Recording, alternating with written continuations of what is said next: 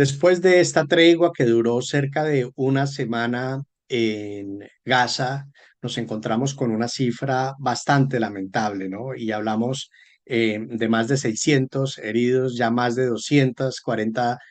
personas muertas en medio de bombardeos sin previo aviso al norte de la franja de Gaza, más de 60 viviendas destruidas con muchísimos explosivos por los fuertes bombardeos. La franja de Gaza ha sido dividida en tres zonas, en la zona central, en la zona sur, en la zona norte, y tienen de alguna forma unas fronteras invisibles. Muchísimos soldados y tanques han entrado a las gobernaciones, de alguna forma buscando atacar todos los escenarios políticos y democráticos de la franja de Gaza. La Cruz Roja Internacional no se puede movilizar libremente sin autorización del el régimen de la ocupación de Israel, y así los heridos pues cada vez están en situaciones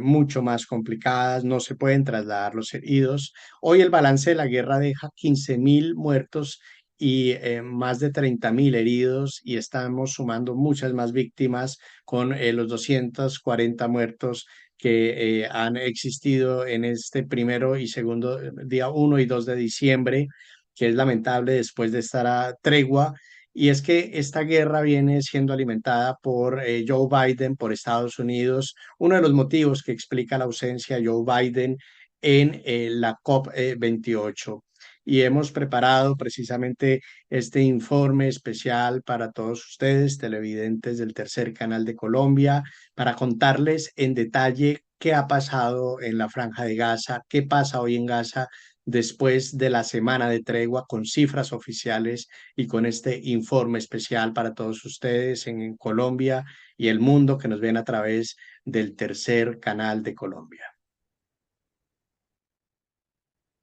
Mientras Médicos Sin Fronteras se pronuncia ante esta tragedia, manifestando que es una situación insostenible, y vemos estas cifras alarmantes de más de 30.000 heridos, de más de 15.000 muertos, y además que después de la tregua se viene el régimen de la ocupación con toda, con estos bombardeos absolutamente inmisericordes, generando además unas fronteras invisibles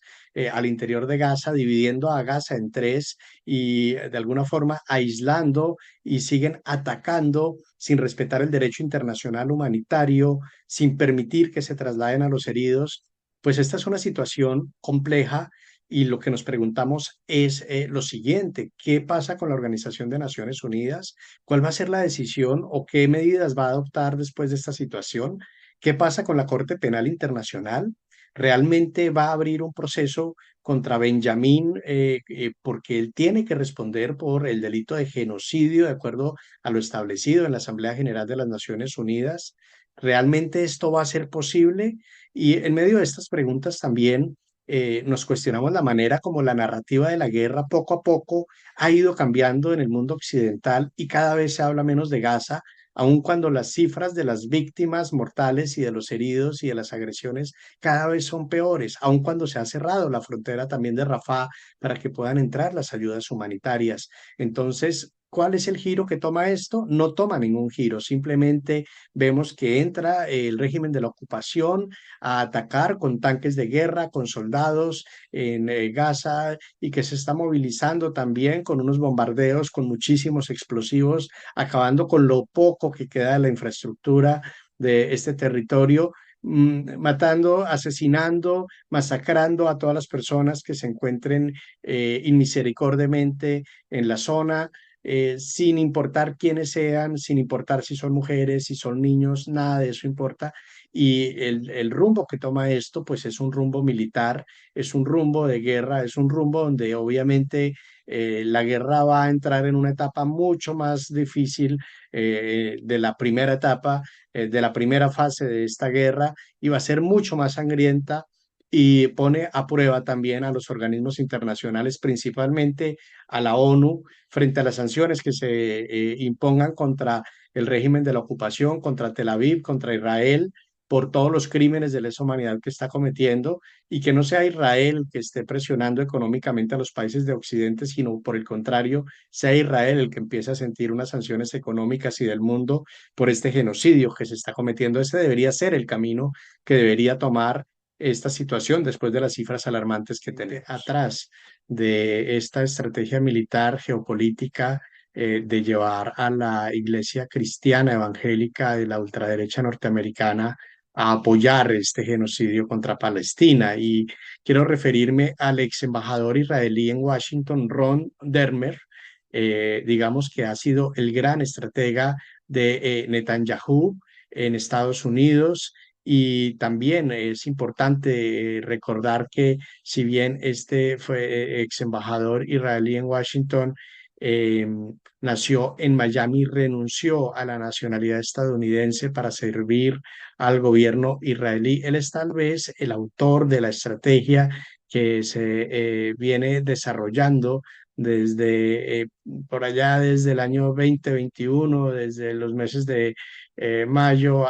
en donde precisamente este ex embajador israelí en Washington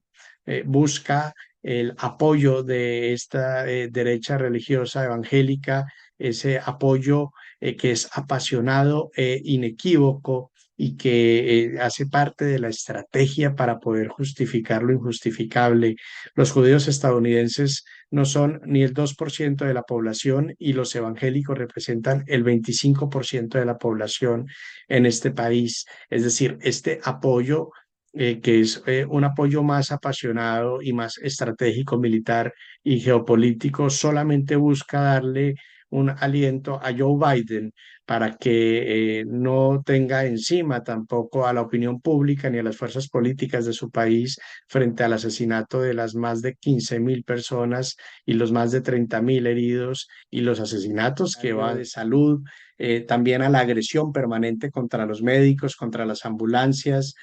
contra los hospitales, y esta es una tragedia humana que no tiene precedentes, la cual ha sido rechazada, por supuesto, por el gobierno del presidente Gustavo Petro, ha sido rechazada por otros gobiernos de la región en Latinoamérica y también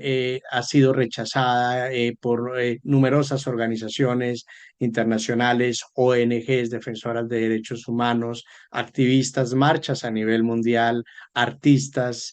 por la misma Organización de las Naciones Unidas, por la misma Organización Mundial de la Salud. Y lo peor de todo es que la Corte Penal Internacional no puede hacer nada frente a este genocidio que hoy comete precisamente el Estado de Israel,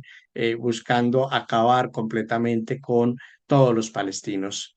Con la producción de Albitaneira desde Francia, este es un informe para el tercer canal de Daniel Mejía Lozano. Síganos en todas las redes sociales y estaremos, por supuesto, llevando más detalles de esta tragedia que hoy se vive en Gaza y la manera como acá en Francia y en Europa todos los medios le hacen seguimiento a esta situación, a esta difícil situación humanitaria, política, social y económica que se está viviendo en este lugar del mundo.